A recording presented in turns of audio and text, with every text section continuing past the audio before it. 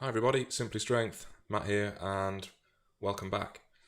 So today's video is just a quick reaction to a couple of articles that I saw on the BBC website concerning some comments by former Liverpool and England midfielder and captain Steven Gerrard. And for those of you who don't know, from maybe across the water, Steven Gerrard is one of the, in my opinion anyway, the best midfielders to have ever played football or soccer. And he's moved to LA Galaxy.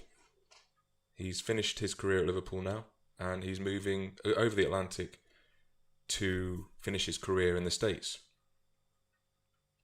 Anyway, he made some comments in these articles on the BBC involving St George's Park, which is the state-of-the-art, brand new, it was opened in 2012, development site in the centre of England, near Burton-upon-Trent in Staffordshire.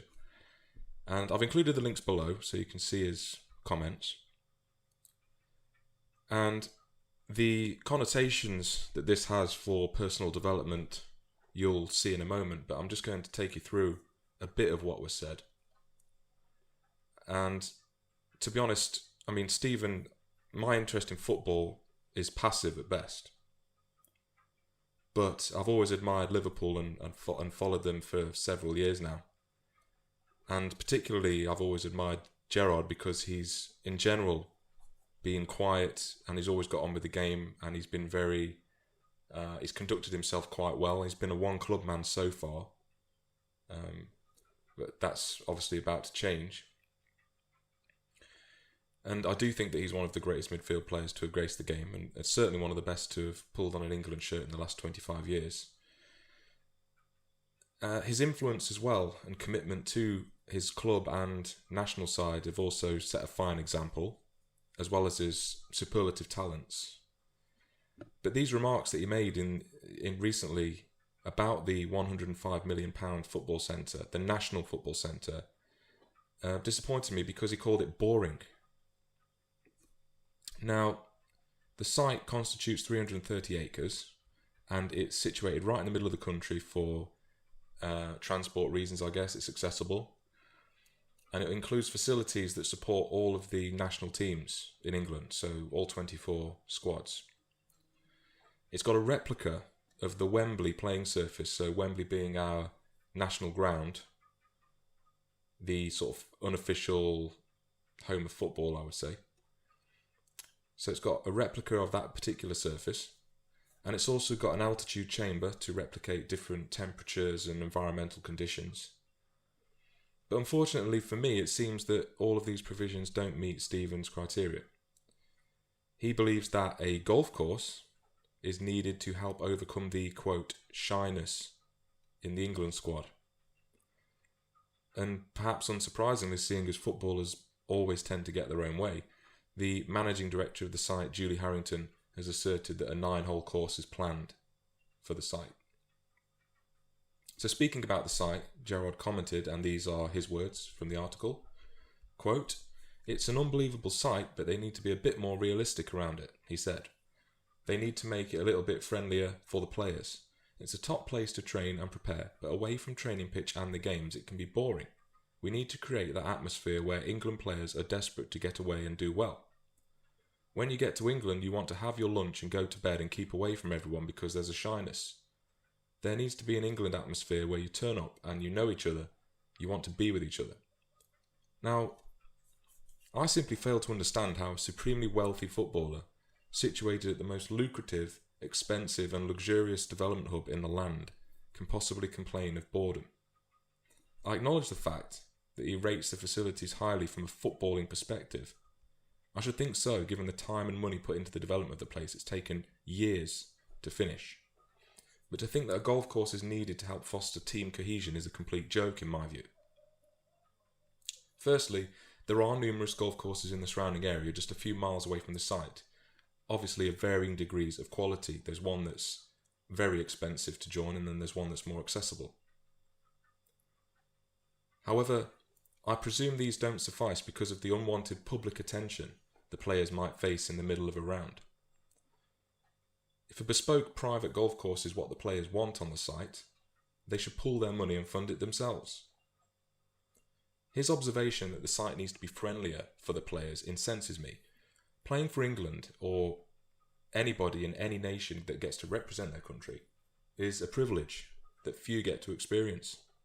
The FA does not owe you a friendly atmosphere at its elite development centre. You are there to train hard, bond with your teammates within the remit of the site, work on your game and be the best you can be. You can do all of that with some degree of pride, given that you are in a privileged position and are one of the chosen few. There should be no need to create an atmosphere where players want to get away and do well. This should be a given. If you don't want to represent your country and be the best you can be, perhaps you don't want to place in the side. This is the attitude the management should take, but the world of football now is so player-driven it makes me sick. In today's society, with the internet and all manner of computerised devices to access it, such as laptops, tablets, smartphones and games consoles, there is so much knowledge to be gained and amusement to be had.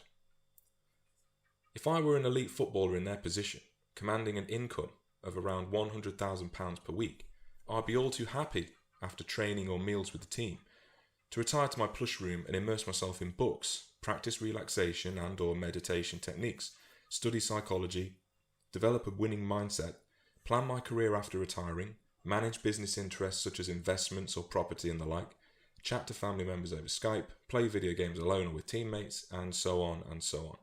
The key thing is that all of this amusement and self-development would be solicited by me, not the team, and certainly not at the expense of others. The attitude of entitlement amongst this demographic is disturbing. The more you have, the more you want, certainly rings true for some people. And I would certainly like to know about you guys from across the Atlantic. The NFL players obviously get paid exceedingly high sums of money, and I just wondered if you have similar sentiments about those people. So do share those views. These two news articles betray the fact that many elite footballers simply have too much money and time on their hands. Are they really so vapid and vacuous that they can't use their time effectively to amuse themselves unless they're playing football or on the golf course? We are so fortunate to live in a society that affords us with untold access to knowledge and entertainment. How about players take their games console with them and have a tournament on Call of Duty, as the England cricket team have done in the past, or to keep it football related, FIFA? The players are so well looked after now, they don't have to cook for themselves or do anything remotely like a responsible adult, and for many of them that description is apocryphal. So many of these players come through the age group sides and development, and a lot of them do come from more lower class backgrounds, let's say. Not all of them, but a lot of them. So they come straight from school, probably finish their GCSEs or high school diploma that would be equatable to that. Go straight into these squads and basically never have to work a day in their life. So they're extremely privileged. And by comparison, you could perhaps compare that to rugby players. And rugby players do seem to have a wider range of interests, I should say, purely because they don't earn as much money. It's not as lucrative. Their sport is very, very hard because they get smashed about. It's akin to NFL in some ways in terms of the concussion injuries. You're getting battered every single week. It's like being in a car crash every single week, the amount of force, cumulative force that's absorbed. And they just seem to be more, shall we say, articulate and have more well-rounded personalities. I think that often footballers, they try to get the money, get the power, get the fame, get the supermodel on their arm, and it's a very superficial existence. And for me to be basically saying, why can't they read, why can't they develop themselves in the spare time when they're not training or eating, is probably stupid on my part. But anyway, it does make me sad that in this day and age, elite footballers with untold wealth and time on their hands can complain of boredom. There really is no excuse, and the fact that Steven has made these comments has disappointed me considerably, especially as I've always admired his career and the way he's conducted himself in general. So this video was sort of a rant about those news headlines because I was very disappointed about that. But I guess the underlying message for personal development is that you should always strive to be the best you can be, no matter what level of the spectrum you're at. So we always start off on different rungs of the ladder. That's just the way the game's played. We always start, all of us start at different heights, and the goal really should just be to climb up those rungs as far as you can.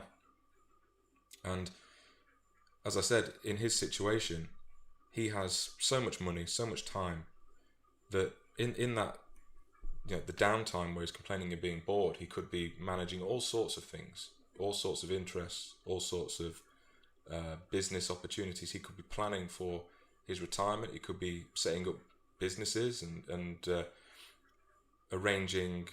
He could be doing work in the community from his computer. I mean, he can do anything at all with the power of the internet. And it does make me sad when, in simple terms, he just comes out and says this site is boring, when no one's actually replied to him and said, well, why not make it not boring? Why not actually get some interest beyond kicking a ball around or swinging a golf club? There's so many things you can do, and that's what you should do. You guys out there, learn from this example. Don't be like these guys, these footballers that are complaining about being bored. Try and enhance your life. Get many strings to your bow. If you think of like a harp or something like that, you want as many strings as possible on there, and really try and develop a well-rounded personality, and it'll just serve you well. So thanks for listening. I know it's been a bit of a rant, but hopefully you'll find these thoughts useful, and I'd like to hear your own views on this matter below. Thanks for listening, and I'll see you in the next video.